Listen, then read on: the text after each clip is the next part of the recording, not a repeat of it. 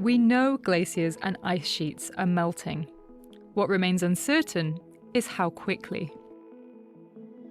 Dr. Brent Minshew is the co-founder of a new project called the Arrête Glacier Initiative.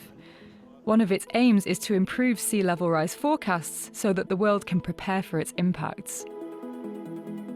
We have learned a lot about how glaciers flow, and particularly how the ice sheets behave, but there are still some fundamental open questions. In particular, we need to understand how the ice slides over the mud and the rock. It really sets how fast they flow, and how fast they flow is the thing that's going to set future sea level rise.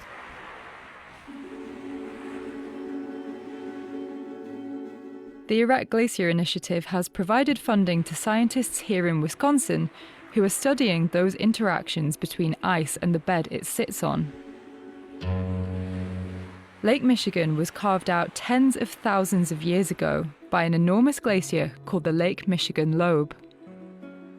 And lots of sediment was deposited out of the middle of the lake. But when the glacier re-advanced later, it carried it to the sides and deposited it in these till units that have a very fine composition, just like the sediments you might find underneath glaciers in Antarctica.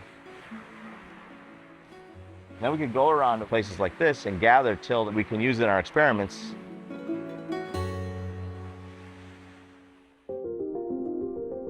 Those experiments take place here at the University of Wisconsin in Madison.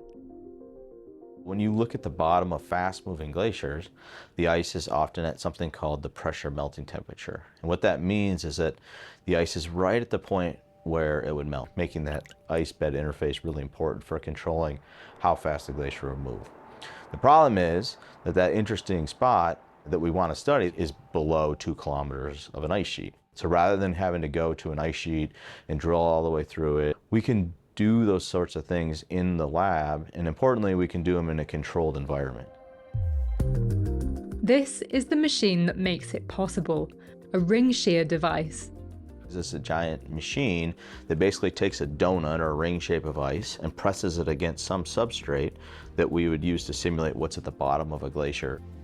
We actually spin the ice at the same rate a glacier moves. We put the pressures on it that you would find at the bottom of a glacier. We put sediment in the bottom. It's just sediments that we've taken from actual glaciers. It means that what we're doing in there is very representative of what you might find at the actual icebed interface of a glacier. It's not going to be warm. So basically this works by using a hydraulic press that applies the pressure to the base of this instrument, and it's frozen into the teeth right there that allows us to grip the ice and spin it. As it's shearing, that shearing action causes it to melt. So I understand there's a bit of setup involved with getting this experiment off the ground. Do you mind if we watch you assemble it? Yeah, absolutely. The setup involves a lot of manual labour for poor Natasha. She's using this hydraulic jack to line up the teeth with the water that will be frozen around them. It's a very tight fit.